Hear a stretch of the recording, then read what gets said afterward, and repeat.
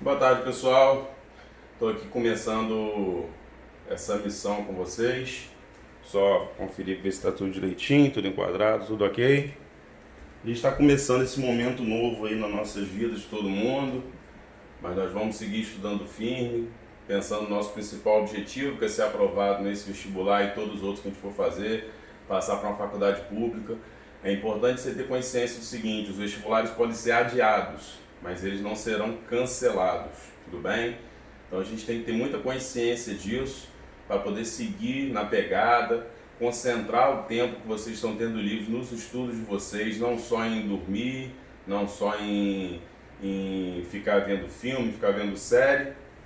Acho que pode ser até um ponto positivo para a gente, vocês criarem essa maturidade de ter que estudar sozinho, de ter a responsabilidade de estudar sem ter alguém te cobrando. Então isso é muito importante. E a gente vai estar fazendo o melhor que a gente pode para poder servir a melhor qualidade das aulas, acompanhar vocês nesse processo, mesmo que à distância, mas nós vamos até o fim com vocês. Então, como a gente começou uma etapa nova aí, foi muita correria esse período inicial, eu vou começar a matéria desde o início, trabalhando hoje a parte de movimento retilíneo uniforme, passar as atividades da apostila que vocês têm que fazer, e a gente vai tirando dúvida nesses canais de comunicação que a gente tem, o WhatsApp a gente vai utilizar muito, alguma outra plataforma, aquela plataforma Zoom também a gente vai utilizar para bater um papo, para estar sempre interagindo e seguindo essa caminhada. Então, galera, começando aqui do princípio, hoje a gente vai falar muito da parte matemática do movimento retilíneo uniforme, não dos conceitos de cinemática. Então, conceitos iniciais de cinemática escalar. Primeiro, o conceito de velocidade. Velocidade é uma grandeza que vai depender, sendo calculada, de outras duas grandezas, de espaço percorrido e de tempo gasto. Velocidade escalar média do percurso é a razão entre o deslocamento escalar, ou seja, a distância percorrida pelo corpo em função do tempo.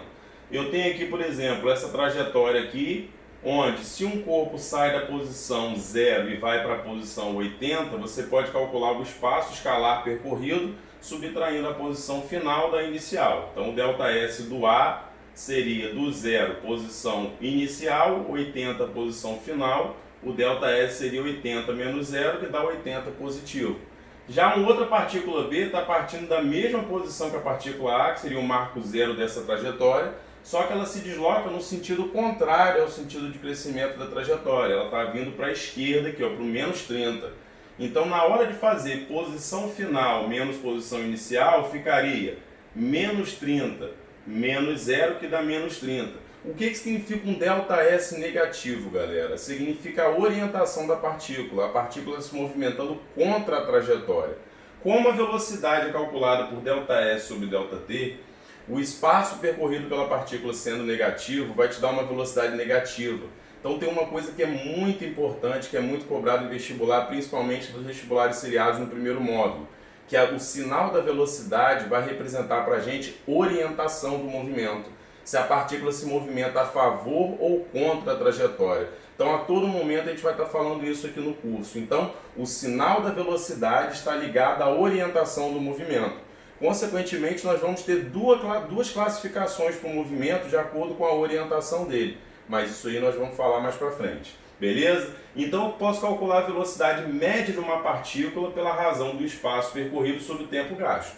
Então, independente de como foi esse movimento, eu posso tirar uma média das velocidades do percurso, pegando a distância total percorrida e dividindo pelo tempo total gasto. Por exemplo, seu pai vai daqui até Gruçaí gastando o tempo de meia hora. Daqui a Gruçaí tem aproximadamente 35 km.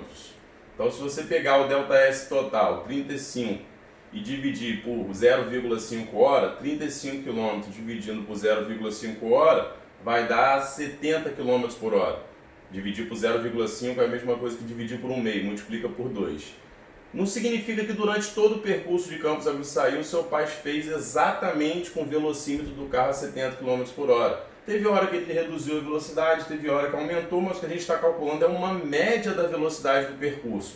É como se o carro fizesse todo o percurso com aquela velocidade, não altera o tempo final, continuaria sendo de meia hora. Mas aí, galera, velocidade é qualquer unidade de comprimento dividido pela unidade de tempo. Unidade de comprimento, metro, quilômetro, centímetro, milímetro, anos-luz é uma unidade de comprimento. A gente vai trabalhar com ela aqui no curso, que isso de vez em quando é cobrado no PISM. Mas aqui, ó, as unidades mais importantes para a cinemática, principalmente para quando a gente for entrar em MRUV, é quilômetro por hora e metro por segundo. O fator de conversão é 3,6. Quilômetro por hora para metro por segundo divide por 3,6. Beleza? Questãozinha aqui para a gente trabalhar essa relação. A Embraer está testando um novo avião. Na opinião dos engenheiros, esse avião é ideal para linhas aéreas ligando cidades de porte médio para pequenas distâncias, conforme anunciado pelos técnicos.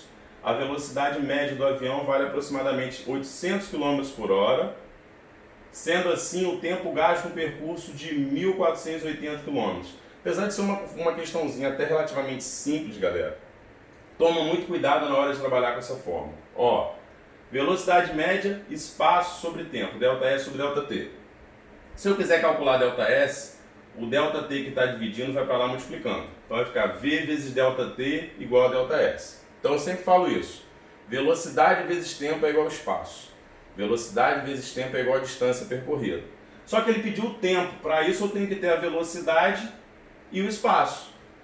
Como eu quero calcular tempo, ó, substituindo aqui a velocidade, 800 km por hora, olha a unidade de medida, dividido pelo comprimento em quilômetros, substituindo aqui o comprimento em quilômetros, o tempo vai vir para cá multiplicando e a velocidade vai descer dividindo. Vai ficar 1480 dividido por 800, que vai dar 1,85 hora. Isso aqui é uma coisa que você tem que tomar muito cuidado. O que é 1,85 hora? Você tem uma hora inteira, que é o que está antes da vírgula. Esse 0,85 hora não são 85 minutos. Muitos alunos e muitas vezes têm essa opção, 1 hora e 85 minutos. Porque 1 hora tem 60 minutos, não tem 100 minutos, tá certo? Então esse 0,85 hora significa 85% da hora. Ramon, como que eu faço para transformar esse decimal aqui, 0,85, em hora? Se 1 hora tem 60 minutos, qualquer valor em minutos da hora que você multiplicar por 60, você vai estar achando em minuto. Então, ó, você tem 1 hora inteira, que é o que está aqui da vírgula, 100%, mais 85% da hora, que é esse 0,85. É só você multiplicar esse 0,85 por 60, que você vai achar o valor correspondente em minutos. Então, esse 0,85 vezes 60 vai dar 51 minutos, que é 85% da hora. Beleza? Porque 1 hora não tem 100 minutos, 1 hora tem 60 minutos. Então você tem 1 hora inteira, mais 0,85 hora, que são 51 minutos, 1 hora e 51 minutos, letra A. Então foi só uma questãozinha para aplicar essa fórmula. Se você tem velocidade e tem distância, você calcula o tempo. No caso, ele deu velocidade média do percurso. Aqui, galera, um conceitozinho importante que vale a pena a gente trabalhar, que é o seguinte, olha só. Eu tenho aqui duas posições, uma posição S1 e uma posição S2. Para eu calcular a variação da posição, ou espaço percorrido, também chamado de deslocamento escalar, eu preciso pegar a posição final e subtrair da inicial. Então, galera, S2 menos S1 vai dar o ΔS, tudo bem? T2 menos T1 vai dar o ΔT. Então, galera, ΔS sobre ΔT é a velocidade da partícula. Então, ó, olhando para essa figura aqui, que é uma figura muito conhecida, que todos vocês já estudaram, que é um triângulo retângulo, ele é retângulo porque ele tem um ângulo de 90 graus aqui. Isso aqui que está de preto é a hipotenusa do triângulo. E esse ângulo θ vão ter dois catetos em relação a ele. Um cateto está lá do outro lado, nós chamamos de cateto oposto, que é o ΔS. E o outro cateto está junto do ângulo θ, que seria o ΔT. Esse triângulo ele vai dar 4 relações muito importantes para a gente. Teorema de Pitágoras, seno, cosseno e tangente do ângulo. A tangente desse ângulo θ, tangente de qualquer ângulo, é calculado pelo lado oposto ao ângulo, dividido pelo lado adjacente ao ângulo. Cateto oposto sobre cateto adjacente. Como o cateto oposto é o ΔS e o cateto adjacente é o ΔT, ΔS sobre ΔT é velocidade. Então existe uma definição que diz que a tangente de θ é a própria velocidade média da partícula. A tangente de θ também é conhecida como inclinação da reta. O que significa isso? Toda vez que você tiver um gráfico do espaço-tempo, quando a reta estiver mais inclinada, significa que a velocidade da partícula é maior. Quando a reta estiver menos inclinada, significa que a velocidade da partícula é menor. Se a reta tiver zero inclinação nesse gráfico, significa que a partícula está parada na mesma posição. O espaço nem cresce, nem diminui. Mas eu vou falar disso um pouco mais com vocês. Movimento retilíneo uniforme. O movimento retilíneo uniforme está relacionado, é um tipo de movimento que tem como principal característica o fato da velocidade ser constante. Qual a consequência disso? Ele vai percorrer sempre distâncias iguais em intervalos de tempos iguais. Olha o exemplo aqui nessa trajetória aqui, ó. Essa partícula tem velocidade constante de 4 metros por segundo. O que significa isso? Significa que sempre que quando passar o mesmo tempo de 1 segundo, a partícula vai andar 4 metros. Então tá aqui, ó. Você percebe que o espaçamento entre a bolinha nesses instantes aqui, ó, é sempre o mesmo, de 4 em 4. No movimento uniformemente variado, a gente vai ver que esse espaçamento não é o mesmo. Mas no movimento uniforme, se você olhar para um desenho desse aqui, que você tem certeza que os valores de tempo são iguais, as distâncias entre a partícula em cada momento também for a mesma, você sabe que é um movimento retilíneo uniforme, porque a principal característica dele, a velocidade é sempre constante, nem aumenta nem diminui. Ele anda sempre distâncias iguais em tempos iguais. Beleza? Dessa relaçãozinha aqui, ó, ΔS é velocidade vezes tempo.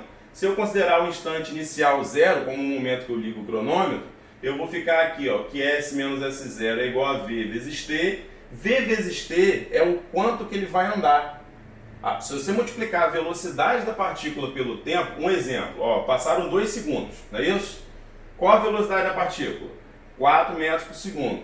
4 metros por segundo vezes 2 segundos dá 8 metros, que é a distância exata que ela percorreu aqui, ó, 4 mais 4. Então o produto da velocidade da partícula pelo tempo vai te dar a distância. Então esse produto VT é a distância. E esse S0 aqui é a posição que ela começou o movimento. Ou seja, quando o tempo é zero, quando você ligou o cronômetro, qual a posição que a partícula se encontrava? É chamado de posição inicial. Aí você vai chegar nessa equaçãozinha aqui, ó, S, que é a posição final da partícula, que você quer saber onde que ela vai estar, é igual a S0, que é a posição de partida, mais velocidade vezes tempo. Olha essa questãozinha aqui, pessoal, ó. São, na verdade, duas questõezinhas numa só. Dois móveis A e B, ambos em movimento uniforme, percorrem trajetórias retilíneas conforme a figura mostra. No instante tempo t igual a zero, eles se encontram respectivamente nas posições A e B da trajetória. Então a posição A aqui, no instante t0, a posição do móvel A é 50 metros à frente do marco zero e a posição do móvel B 150 metros à frente do marco zero. Isso em t igual a zero, ou seja, se no tempo zero A está na posição 50 e B está na posição 150, essas são o que nós chamamos de posições iniciais dos dois. Então já coloquei aqui, ó, S0 de A 50 e S0 de B 150. E ele fala que a velocidade dos móveis é de 50 metros por segundo e 30 metros por segundo no mesmo sentido, que significa que eles estão indo para o mesmo lugar. Estão indo os dois. No caso, pensando naquilo que eu falei no início da aula sobre o sinal da velocidade, velocidade com sinal positivo significa que ele está andando a favor da trajetória. Então, galera, eu tenho as velocidades da partícula e tenho a posição inicial. Se eu voltar aqui, se eu tenho a posição inicial e a velocidade, eu consigo montar a equação horária da partícula. O que é a equação horária da partícula? É a equação que permite determinar a posição da partícula para qualquer valor de tempo. Por isso que é a equação horária, que ela depende do tempo. Para isso, você precisa ter as duas constantes. Nessa equaçãozinha, S igual a S0 mais VT, que vocês chamam de sorvete, você tem duas variáveis e duas constantes. Quem são as variáveis? As variáveis são a posição da partícula, que varia conforme o tempo. E as constantes? A posição inicial da partícula, que foi onde ela partiu, e a velocidade da partícula, que é a principal característica do movimento uniforme. Sendo assim, galera, eu posso montar a equação tanto do movimento de A quanto do movimento de B. Então, como vai ficar isso? Ó, ele quer saber em qual ponto da trajetória que vai ocorrer o encontro desses móveis. O que significa isso? O ponto que o móvel A vai encontrar o móvel B. Vamos pensar aqui, galera. Tenta sempre fazer esse desenhozinho na sua cabeça. B está mais na frente e A está mais atrás. Eles estão separados por uma distância de 100 metros. Então, a única forma de A alcançar B é se A tiver uma velocidade maior. E tem. 50 metros por segundo para 30 metros por segundo, beleza? Então, o que nós vamos fazer? Toda vez que a questão de movimento falar que os móveis vão se encontrar, a melhor maneira de fazer, que você nunca vai errar essa questão, é igualando a posição final da partícula. O que significa isso? Se você vai encontrar com uma pessoa, significa que no momento que vocês se encontrarem, vocês vão estar no mesmo lugar. Lugar para o movimento é posição. Então aqui ó, a gente começa a questão assim, ó, SA igual a SB. Quando você faz isso numa prova de vestibular, você está dizendo que eles estão se encontrando, estão na mesma posição. Aí o que a gente vai fazer aqui? A equação do móvel A, SA, é S0 mais velocidade vezes tempo. A equação do móvel B, S0 de B mais velocidade de B vezes tempo. Vou substituir as informações que a gente tinha. SA, posição inicial de A 50, mais velocidade de A 50 vezes T, que é aquela equaçãozinha que a gente acabou de ver no slide anterior. B, posição inicial de 150, mais velocidade 30T. Ramon, e se um móvel estivesse no sentido oposto? Você ia mudar o sinal da velocidade, mas a questão afirmou que os dois estão indo para o mesmo sentido. Então, igualando os espaços SA e SB, você vai igualar essas duas equações. SA, 50 mais 50T, SB, 150 mais 30T. Igualando essas equações, eu vou jogar o que tem T para um lado, 50T menos 30T, 20T. 150 menos 50, 100. Jogo esse 20 para cá dividindo. T igual a 100 dividido por 20, que está multiplicando, vem dividindo. T igual a 5. O que são esses 5 segundos? O tempo que vai demorar, estando os dois em movimento, para A alcançar a partícula B. Significa que eles vão estar na mesma posição. Mas ele pediu aonde que eles vão se encontrar. A gente pega esse valor de tempo e substitui ou na equação de A ou na equação de B.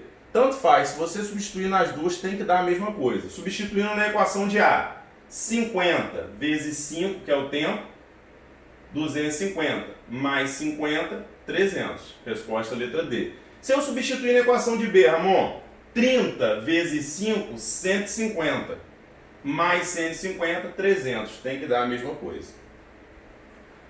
Em que instante a distância entre os dois será de 50 metros? Agora, eu não estou dizendo que eles vão se encontrar. Eu quero saber em qual o tempo que vai demorar para eles estarem afastados novamente uma distância de 50 metros. Você vai pegar e fazer o seguinte. Para eles estarem afastados uma distância de 50 metros, significa que se você subtrair a posição de A com a de B, ou a de B com a de A, tem que dar 50, tá certo? O que você está dizendo aqui? Se eu pegar a posição que A está, de que B está, e diminuir da posição de A, eu vou ter uma distância entre eles de 50 metros, tá? Então o que a gente vai fazer aqui? Vamos pegar SA e SB e substituir a equação. S0 mais VT para o móvel B, menos S0 mais VT para o móvel A é igual a 50. Tudo bem? De lado de cada igualdade, 30T menos 50T, menos 20T. 150 menos 50 dá 100. Esse 100 vai para lá negativo. Então vai ficar 50 menos 100, menos 50. Menos 20T igual a menos 50. Multiplica tudo por menos 1. Joga o 20 para lá dividindo, porque está multiplicando. Vai ficar que T igual a 50 sobre 20. 2,5 segundos é o tempo que vai demorar para isso aqui acontecer. A distância de B menos a distância de A dá 50 metros de distância um do outro. Então é muito comum a gente trabalhar com essas equaçõezinhas assim, utilizando essa equação horária dessa forma. Classificação dos movimentos. Como eu falei para vocês, o sinal da velocidade diz se a partícula está andando no sentido que o espaço cresce ou no sentido que o espaço decresce. Então, geralmente, as questões que vão cobrar isso vai ter uma orientação da trajetória. O que eu estou dizendo aqui com essa setinha apontando para cá?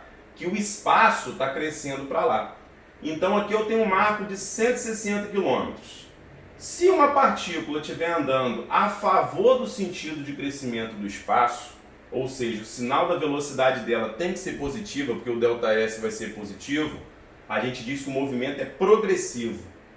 Se a partícula está indo contra o sentido de crescimento do espaço, a velocidade dela tem que ter sinal negativo, a gente diz que ela está no movimento retrógrado. Isso vai ser muito importante na interpretação gráfica dos movimentos. Por quê? Movimento progressivo, a velocidade tem que ser positiva. Ela é constante, a velocidade, porém positiva, acima do zero. Já se a partícula estiver em movimento retrógrado, ela vai ter uma velocidade constante, porém abaixo de zero, negativa. Outra coisa importante, no gráfico espaço-tempo, o espaço pode aumentar com o tempo, ou seja, partícula andando para frente, ou diminuir com o tempo, partícula andando para trás. Aqui, galera, a interpretação desse gráfico, eu vou voltar lá daqui a pouco, a interpretação desse gráfico aqui, a gente interpreta essa função sorvete como uma função linear. O que é uma função linear? Uma função de primeiro grau, y é igual a x mais b. O que significa isso, pessoal? Olha só, na função de primeiro grau, o y, lá da matemática, ele vai representar para a física o espaço. Y varia com x, espaço varia com tempo. Nessa equação, nós temos duas variáveis, que são espaço-tempo, que seria o y e o x, e nós temos duas constantes, que são os coeficientes, linear e angular. É muito importante você saber o que cada um faz no gráfico. O coeficiente linear da função, que seria, no caso, para a gente na física o S0, é o ponto onde o gráfico vai começar. Então eu estou traçando um gráfico espaço no eixo Y em função do tempo no eixo X. Beleza? Espaço em função do tempo. A posição inicial é o valor do espaço para quando o tempo é zero. Então no início do tempo aqui, se nesse ponto aqui, se a partícula estiver partindo, sei lá, da posição 10, eu vou começar a reta do gráfico aqui. Aí a reta do gráfico ela pode ser crescente ou decrescente. O que vai determinar isso é o sinal do coeficiente angular, que é a velocidade. O coeficiente angular, que é a mesma coisa que a inclinação da reta, o sinal dela vai dizer se a reta é crescente ou decrescente. Se a reta é crescente, significa que o espaço está aumentando com o tempo. Se a reta for decrescente, significa que o espaço está diminuindo com o tempo. Aí eu volto lá. Quando a reta é crescente, o espaço aumenta com o tempo, significa que a velocidade é positiva, o movimento é progressivo. Quando a reta é decrescente, espaço diminuindo com o tempo, significa que a velocidade é negativa, a gente chama o movimento de movimento retrógrado. Velocidade positiva, espaço aumenta com o tempo, reta crescente, movimento progressivo. Velocidade negativa, o espaço diminui com o tempo, movimento retrógrado. A partícula está andando para frente ou a partícula está andando para trás. Uma coisa que vocês vão usar muito nas questões. O gráfico, aqui eu coloquei errado, tá, galera? Quando você for colocar no caderno aí, é gráfico VT aqui, que eu coloquei ST sem querer, esqueci de botar o V aqui. No gráfico VT, Ramon, por que o gráfico, a velocidade não está nem subindo, diminuindo? Ó, presta atenção. Espaço, quando a partícula está andando, ou o espaço aumenta quando ela anda para frente, ou o espaço diminui quando ela anda para trás. A velocidade, ela é constante. Então você tem que olhar sempre isso aqui. O que eu tenho no eixo Y? Velocidade. O que eu tenho no eixo X? Tempo. Velocidade positiva, movimento progressivo. De qualquer maneira, sendo a velocidade positiva ou negativa, essa reta vai ser sempre constante. Porque qual é a principal característica do MRU? Velocidade constante. Então a velocidade não pode nem aumentar nem diminuir. Você tem que entender a diferença. Se aqui nesse gráfico espaço-tempo, deixa eu passar aqui que é melhor. Se aqui eu tiver uma reta constante, significa que a partícula não tem velocidade, significa que ela está parada na mesma posição. Então no gráfico espaço-tempo, se a partícula está em movimento, ou o espaço está aumentando, movimento progressivo, velocidade positiva, ou o espaço está diminuindo, movimento retrógrado, velocidade negativa. A velocidade no tempo ela tem que ser constante. Acima do eixo X, ou seja, positiva, movimento progressivo, velocidade constante, andando para frente. Abaixo do eixo X, movimento retrógrado, porque a velocidade é negativa. Tem um conceito que diz o seguinte, que toda vez que você tiver um gráfico da velocidade pelo tempo, a área da figura que se forma aqui tem o mesmo valor numérico do ΔS da partícula. Isso é muito importante, tá, galera? Toda vez que isso cair numa questão, quando vocês forem fazer, olha se eu tenho velocidade e tempo. Então, se tiver velocidade e tempo, já tem que lembrar. O Ramon falou o negocinho da área. A área dessa figura é o ΔS. Beleza? Outra coisa importante. Se essa área estiver abaixo do eixo X, o ΔS é negativo, porque a partícula está andando para trás. Deixa eu só conferir aqui se está filmando direitinho, galera. Tá ok. Então, ΔS positivo, a partícula está andando para frente. ΔS negativo, a partícula está andando para trás. A área dessa figura vai ser sempre o ΔS. No caso, Ramon, que figura é essa aqui? É um retângulo. Como que eu calculo a área de retângulo? Base vezes altura. À medida que a gente for fazendo exercício, vocês vão aprendendo isso. Beleza? Então, já falei disso. Outra coisa importante. A inclinação da reta é a velocidade. Exercíciozinho aqui, galera. Já está acabando já, ó. Um móvel se desloca em movimento uniforme sobre o eixo X durante um intervalo de tempo de 0 a 30 segundos. O gráfico representa a posição em função do tempo para o intervalo de tempo de 0 a 5 segundos. O instante em que a posição da partícula é menos 30 vale quanto? Então vamos lá, galera. Para a gente saber, ele quer saber quanto tempo, instante é sempre tempo, que vai demorar para a posição da partícula ser menos 30. Primeira coisa que eu vou fazer, calcular a velocidade da partícula. Primeiro, vai ser uma velocidade positiva ou negativa? Responde aí. Negativa. Por quê? Porque o espaço, que ele chamou de x, mas pode ser s, está diminuindo com o tempo. Como que eu calculo a velocidade? Pega um ΔS da partícula e divide por um ΔT. ΔS, final menos inicial, galera. 10 menos 20, menos 10. ΔT é sempre positivo, 5 segundos. Menos 10 dividido por 5, menos 2 metros por segundo. A cada segundo a partícula volta 2 metros, anda 2 metros para trás. Aí, vamos lá. O que acontece aqui? Eu monto a equação da partícula. Posição inicial, seria esse x0, que é o S0. Posição final, velocidade eu tenho, 2 e tempo. Substituir posição inicial e velocidade. Montei a equação da partícula. Com ela, eu calculo a posição para qualquer tempo. Mas eu também posso calcular o tempo para qualquer posição. Substituo menos 30 aqui, beleza? Jogo menos 2 para cá e o 30 para lá positivo. 20 mais 30, 50. O 2 vem para cá positivo.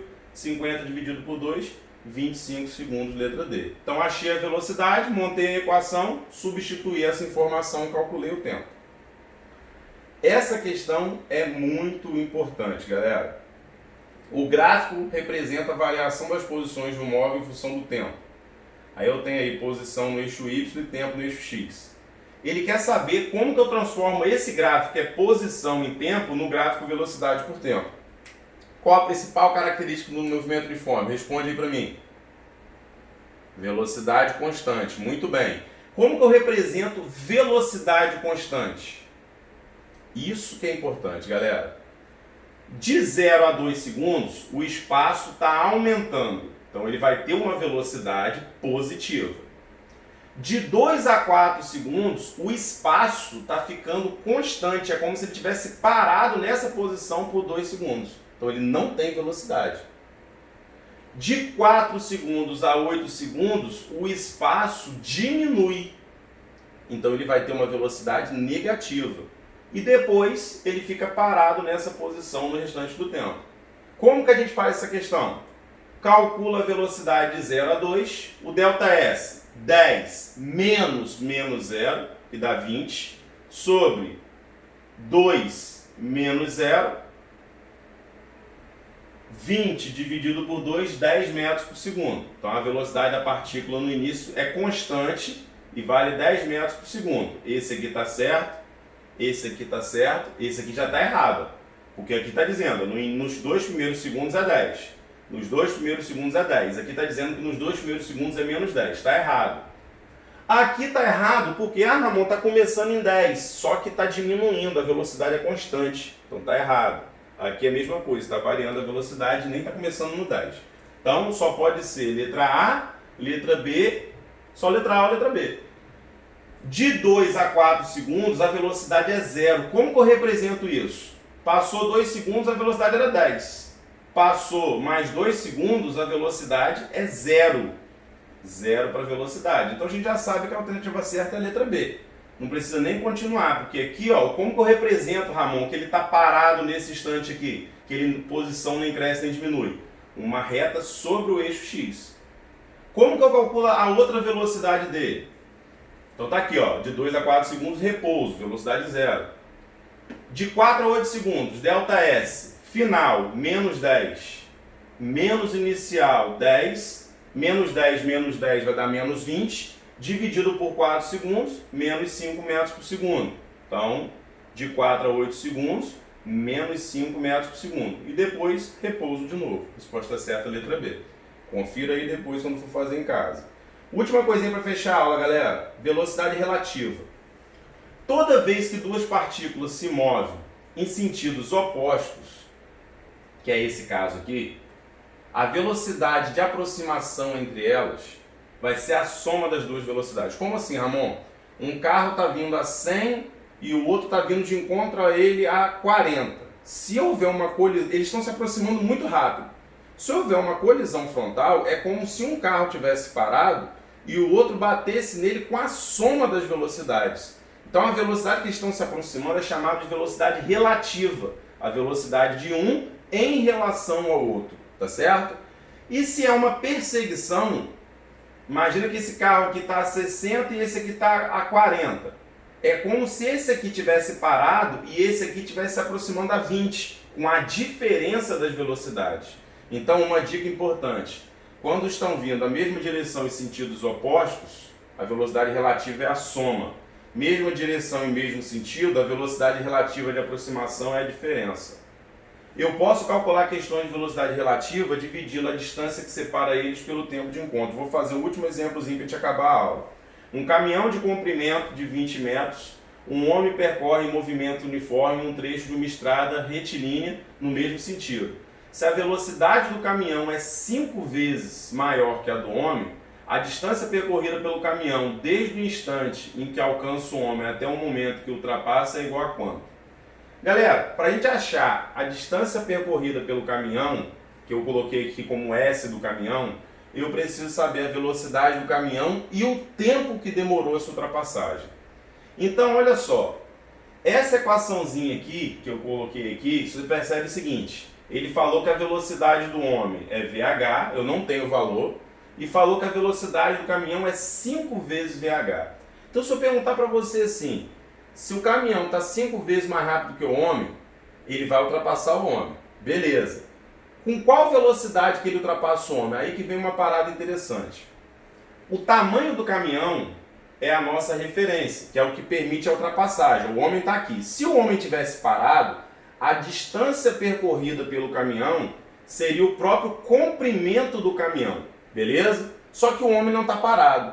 Ramon, então como que eu vou fazer? Se você tirar a velocidade relativa dos dois, é como se você tivesse com o homem parado e o caminhão ultrapassando ele com a velocidade relativa. Muito importante isso, tá? Ramon, o homem não está parado, mas para facilitar a questão, nós vamos deixar o homem parado. Para isso, eu tenho que trabalhar com a velocidade relativa de ultrapassagem. Então, como que é aqui, ó? Para eu usar o ΔS 20 metros, eu não posso considerar a velocidade do caminhão. Eu tenho que considerar a velocidade do caminhão menos a velocidade do homem. Por quê? Porque eu estou tirando a velocidade relativa. É como se o homem tivesse parado e o caminhão tivesse ultrapassando ele com a velocidade relativa, que nesse caso, mesmo sentido, a maior menos a menor. Então, voltando para lá. Se o homem está parado, para o caminhão ultrapassar ele completamente, ele tem que percorrer 20 metros. Ramon, mas o homem não está parado. Então, eu vou usar a velocidade relativa, que é a velocidade do homem, 5 velocidade do caminhão, 5 vezes a velocidade do homem, menos a velocidade do homem. Então, isso que está dentro do parênteses aqui é a velocidade relativa. Então, é como se o homem tivesse parado e o caminhão estivesse ultrapassando ele com uma velocidade de 4 VH, que seria 4 vezes a velocidade do homem, que é essa diferença aqui, ó, 5 VH menos VH é a velocidade relativa. Aí, substituindo aqui na equação, o que é aquele 5 sobre VH? É o tempo de ultrapassagem. Aí você fala assim, Ramon, mas aquele tempo está em função de VH. Aí eu vou pegar e vou substituir aqui, ó. Posição do caminhão, velocidade do caminhão vezes tempo. Posição do caminhão é a velocidade do caminhão vezes o tempo, que é 5VH. Só que a velocidade do caminhão é o quê? 5VH. Substituo aqui, vai ficar 5VH, que é a velocidade do caminhão, vezes o tempo, que é 5 sobre VH. VH vai cortar com VH, 5 vezes 5, 25. Espera aí, Ramon, mas você não considerou que o caminhão percorreu 20 metros até ultrapassar o homem? Porque eu considerei o homem parado, mas o homem não está parado. Então, na verdade, o que seriam esses 25 metros aqui? Seria os 20 metros que o caminhão tem que andar para ultrapassar ele, que é o próprio comprimento do caminhão, mais os 5 metros que o homem andou. Tem várias maneiras de resolver essa questão, mas eu quis resolver ela por velocidade relativa. Ramon poderia ter feito por equação do espaço, igualando os espaços? Poderia. Só que a sua referência é a frente do caminhão, beleza? Então tem várias maneiras de fazer essa questão, só que eu quis fazer por velocidade relativa. Para eu considerar que o homem está parado e o caminhão está ultrapassando ele, eu tenho que trabalhar com a velocidade relativa, que nesse caso era a diferença, 5VH menos VH. E a questão falou que a velocidade do caminhão era 5 vezes a do homem. Beleza? Bem, pessoal, acabamos então nossa aulinha. Copie a matéria no caderno. Vai parando o vídeo, vai anotando a matéria, anota esses gráficos, desenha o gráfico bonitinho. Eu quero ver isso de vocês. E eu vou estar marcando lá no grupo os exercícios que vocês têm que fazer da apostila, tá bom? Vamos seguir firmes aí, vamos superar essa situação. A humanidade como um todo precisa superar, mas a gente tem que dar o nosso melhor para não perder os nossos objetivos por causa dessa situação. E isso vai amadurecer muito a todos nós, principalmente a vocês que estão começando essa caminhada longa aí em busca de passar para uma boa faculdade. Um grande beijo para vocês.